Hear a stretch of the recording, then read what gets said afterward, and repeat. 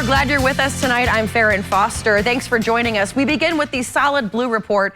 UK men's head basketball coach John Calipari finalizing a deal to be Arkansas's head coach. Now, for the very latest on that, let's check in now with ABC 36 Sports Director Jeff Picoro and his special guest, legendary sportscaster Dick Gabriel. Gentlemen, take it away. Legend in his own mind, Dick Gabriel, host of the Big Blue Insider. You can hear it Monday through Friday on 6 to 8 on 630 WLAP. Dick, to me, a little bit of a shock here. And the biggest thing was this. Eric Musselman, who did a nice job, was making $4.5 million. He makes $5 million more. So what do you think they're going to pay him out there? Whatever he wants, whatever it takes, whatever they need, because Arkansas has that kind of money. And isn't it interesting that the dominoes fall? SMU coach is out. Yep. USC's coach goes there, Arkansas's coach goes there, and now it's Kentucky's coach going to Arkansas. You know, the first three that you mentioned were kind of lateral moves. Yeah. Why Kentucky to Arkansas? Well, I think John Calipari is looking for a fresh start. Yep. And you know this, coaches look for places where they can win. He knows he can win there because it's been done before, and they've got everything it takes to be successful at Arkansas. Now, he's friends with Mr. Tyson, that owns right, Tyson Tyson Chicken, obviously. Right. And then the other big company out there is something called Walmart. Yeah. So they've mom and pop store, yeah. They've got some money behind it, right, for NIL? Like I said, they have whatever it takes.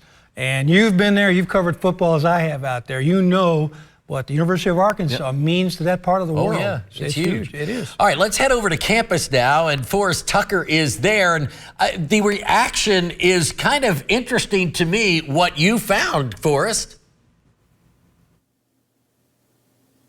Jeff, I'm sure there are some people who are not singing off the same sheet of music of the people who I spoke to. However, the students I talked to here on campus over this afternoon are adamant that they want a fresh start. They want Coach Cal out the door, and they spoke to me about times during the season they've been sitting in the Eruption Dome, standing up, cheering on the Cats at Rupp Arena, and just not feeling it, just saying, this isn't what I came here for. Entire families become a part of BBN when their freshmen come into college here. We spoke to some of them. We also spoke to people who have been in the BBN for many, many years and who are 18, 19 years old. That's one young man I spoke to. He said that's his age, and Coach Cal's been the head coach at this university almost as long as he's been alive.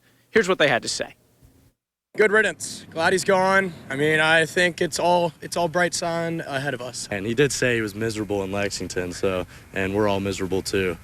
I think a lot of us are just done with the whole thing. It's really sad. I've always been a fan of Cal. I am upset, but at the same time, I think it could be better for the program. And now my friends are flaming me, and they don't even go to SEC schools, or they go to Kansas. Yeah, I think this year was kind of the final straw. I think people were kind of ready for him, and that kind of was just the icing on the cake when he lost the first round. You can't do that at Kentucky. You got to win. I'm honestly kind of glad because I came to an SEC school that I thought would be really good at basketball. But, I mean, winning one game in 4 years in the tournament, I think it's time he heads out. Well, what I want people to remember at home is that tonight is the night where we're going to crown a men's champion for college basketball. Yet this is probably, most likely, definitely the biggest story in the land in this sport.